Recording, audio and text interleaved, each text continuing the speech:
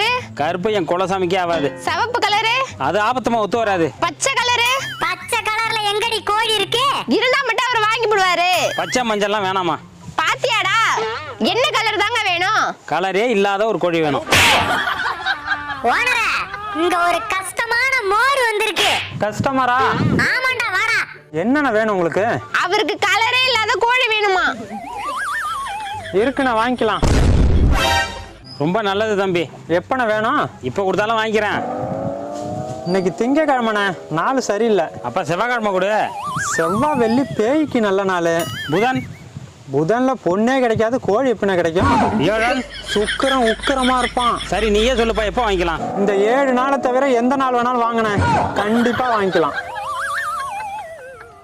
சரி தம்பி, கண்டிப்பா வரேன். ஓனரை பார்த்து கத்துக்குங்க. நீ கத்தாம போடா, மூளை முழிச்சிக்க போதே.